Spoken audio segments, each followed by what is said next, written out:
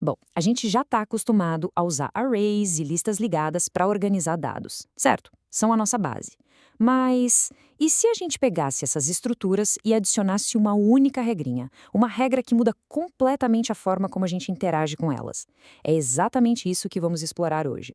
Pois é, com essas estruturas a gente tem uma liberdade incrível.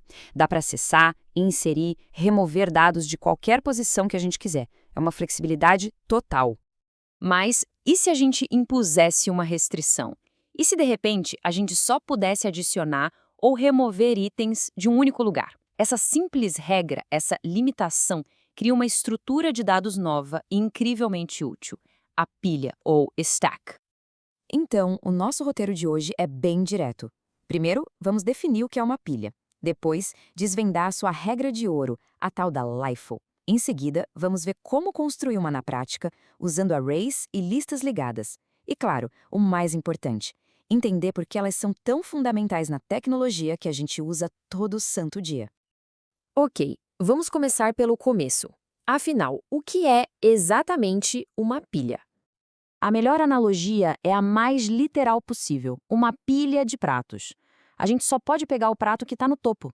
E só pode colocar um prato novo no topo. Tentar tirar um do meio, bom, ia ser um desastre, né? É essa limitação, esse acesso restrito apenas ao topo, que define uma pilha e a torna tão poderosa. E aqui um detalhe importante para a gente não confundir as coisas, tá? A pilha como estrutura de dados, que é o nosso foco, não é a mesma coisa que a pilha de chamadas, a call stack, lá da memória do programa. Elas até usam o mesmo princípio, mas são conceitos diferentes. Hoje, o nosso papo é sobre a estrutura de dados. E essa limitação toda nos leva direto para a única e mais importante regra que governa o funcionamento de qualquer pilha. LIFO é só isso. Last in, first out. Em bom português, o último a entrar é o primeiro a sair. Essa é a regra de ouro. Ela significa exatamente o que diz. Voltando aos pratos, o último prato que a gente empilha é, obrigatoriamente, o primeiro que a gente vai tirar para usar. Simples, né? Mas as consequências disso são gigantes. Essa regra LIFO acaba nos dando basicamente duas operações. A primeira é o push, que é o ato de adicionar, de empurrar um item novo lá no topo da pilha. E a segunda é o pop, que é para remover, para estourar o item que está lá em cima. No fim das contas, toda a lógica de uma pilha se resume a essas duas ações. Certo, a teoria está clara, então vamos para a prática. Como é que a gente constrói uma pilha?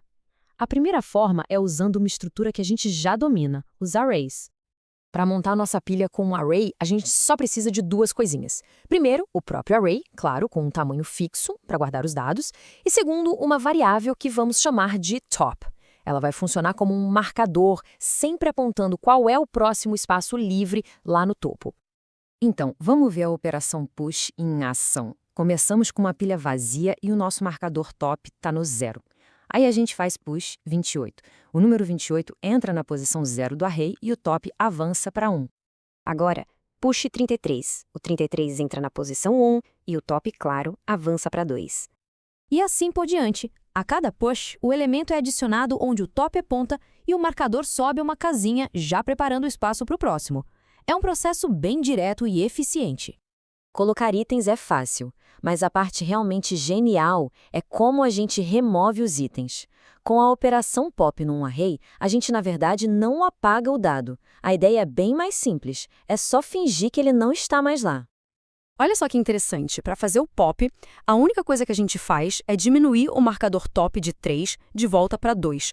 O valor 19 é retornado, mas ele fisicamente continua ali na memória. Só que para a lógica da nossa pilha, ele se tornou invisível. Se a gente fizer um novo push agora, ele simplesmente vai ser sobrescrito. É uma otimização muito, muito esperta. A implementação com array é bem rápida, mas tem aquele problema do tamanho fixo. E se a gente precisar de mais flexibilidade, de uma pilha que cresça dinamicamente? Bom, é aí que entram as listas ligadas. Uma pilha feita com lista ligada não é uma estrutura nova, na verdade. É, no fundo, a mesma lista simplesmente ligada que a gente já conhece. A única diferença é uma regra que a gente, como programadores, impõe.